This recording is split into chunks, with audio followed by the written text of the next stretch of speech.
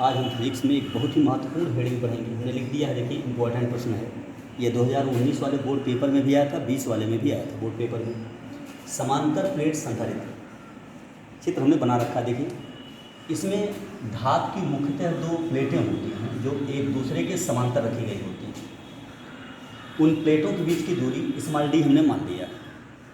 ठीक, दोनों प्लेटों को दो विद्युत रोधी स्टैंड हैं जिनकी सहायता से रोका गया है।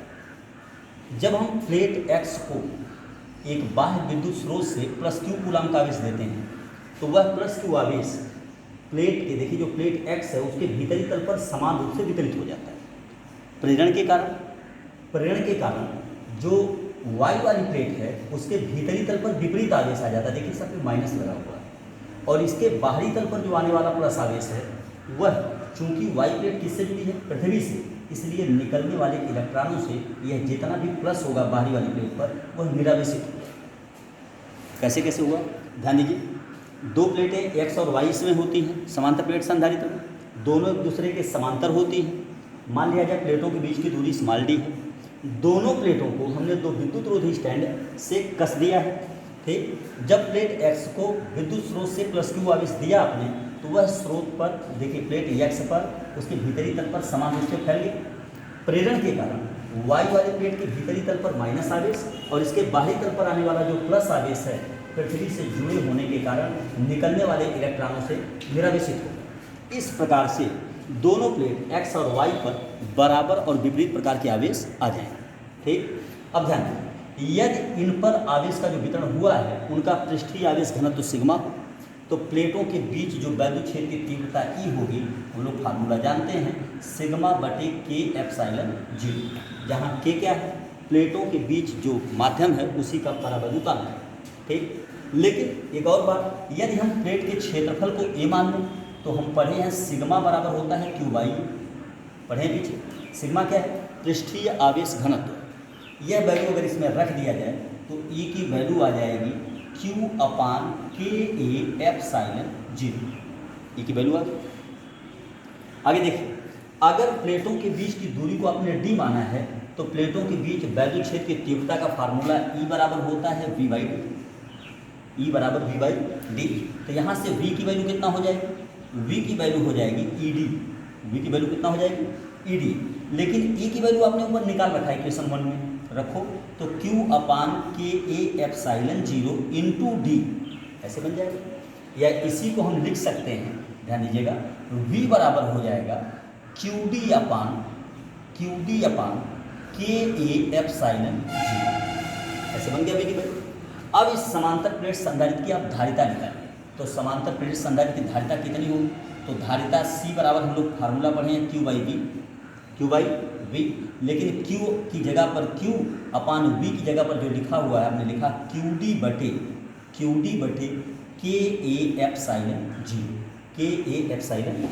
यहाँ देखिए Q से Q कैंसिल, ये ऊपर चला जाएगा तो C की वैल्यू आ जाएगी Ka∁0/D।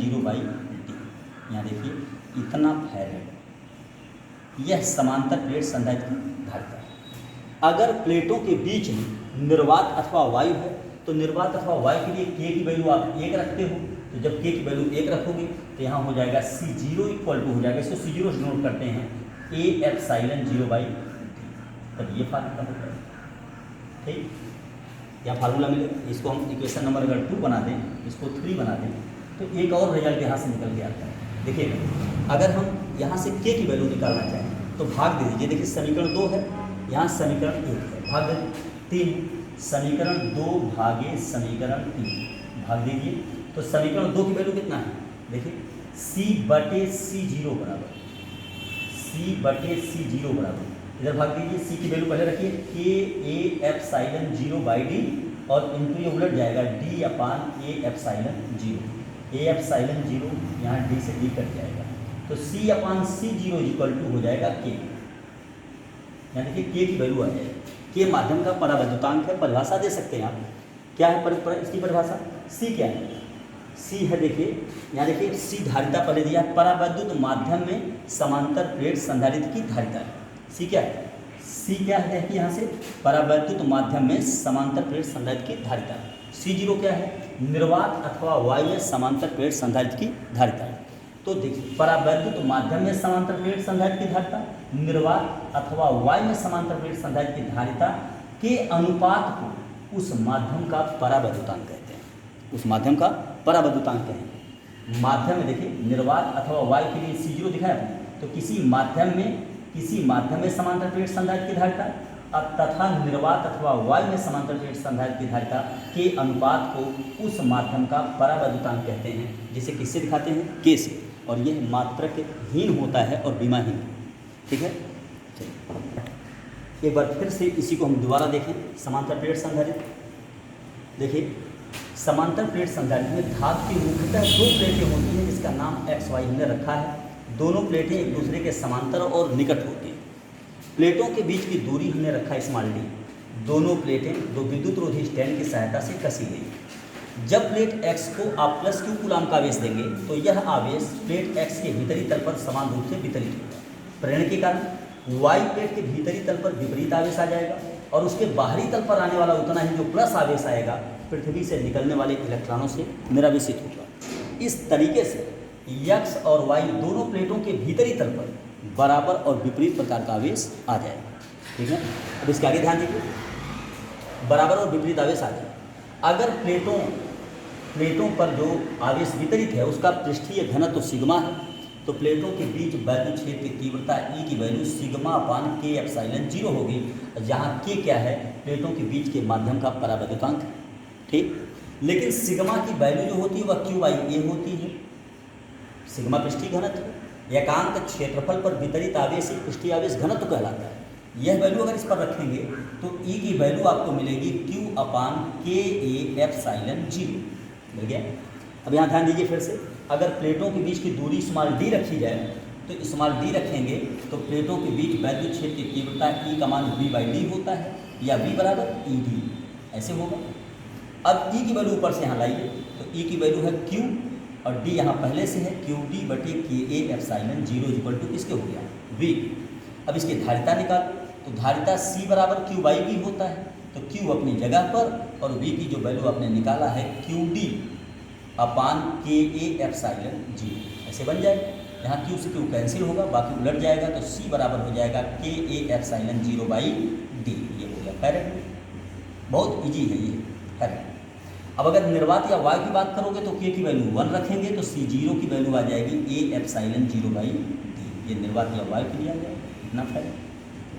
ठीक है,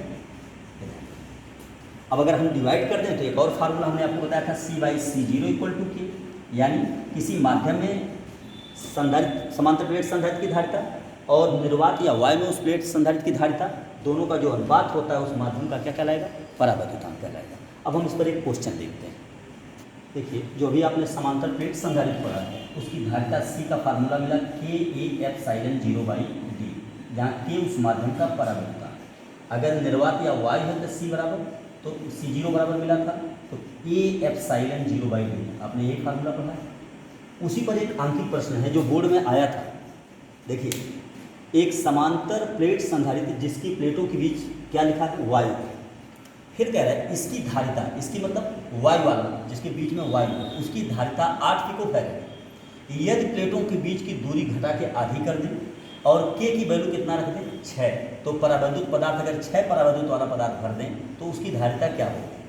शुरू में देखिए, जब प्लेट में वायु बीच में तो C0 की वैल्यू हमने पढ़ा है A ε0/D और इसकी वैल्यू उसने दे रखा है 8 पिकोफैरेड। ये दिया है, इसको हम लिख सकते हैं 8 × 10⁻−12 फैरेड। ये पिको की वैल्यू होती है। ठीक है, ये C0 की वैल्यू दे दिया है। फिर आगे कह रहा है यदि प्लेटों के बीच की दूरी आधी कर दें, अर्थात D के जगह पे D/2 करना है, ठीक, तो उस दशा में C की वैल्यू तब क्या होगी, प्रश्नानुसार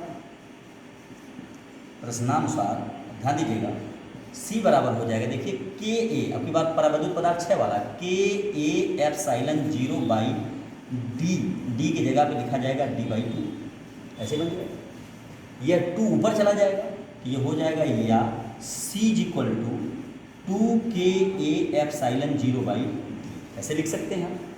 लेकिन आप देखिएगा सवाल में, लेकिन K की वैल्यू 6 दिया है, ठीक है, K की वैल्यू 6 दिया है, तो K की वैल्यू 6 इसमें रख दो, तब तब हो जाएगा 6 दूनी 12, तो 12 यहाँ देखिए सारी सी की वैल्यू हो जाएगी 12 ए एप्सिलॉन 0/d, ऐसे हो जाएगा 6 दूनी 12 ए एप्सिलॉन 0/d, ऐसे बन गया। इसको ऐसे भी लिख सकते हो 12 इंटू ए एप्सिलॉन 0/d, और ऊपर देखिए equation first A epsilon 0/d का मान ये दिया गया सवाल में, ठीक। तो इसको लिख देंगे 12 इंटू ए एप्सिलॉन 0/d की जो वैल्यू समीकरण 1 से वो लिखा है 8 गुणे 10 की घात -12 है, ऐसे हो जाएगा। और यहाँ 12 8 96 हो जाएगा, तो 9 6 गुणे 10 की घात -12 फैरेड, या इसी को लिख दो कि 96 पिको फैरेड, ये हो जाएगा सी, यही आपका आंसर हो जाएगा। इस तरीके से और भी सवाल दिए हैं बुक में, आप सॉल्व करिए। अगर नहीं आता है तो हमारे व्हाट्सएप नंबर 96 70 95 83 89 पर सेंड करिए, हम उसको नेक्स्ट डे सॉल्व करेंगे इसी प्रकार से वीडियो बना के। ओके।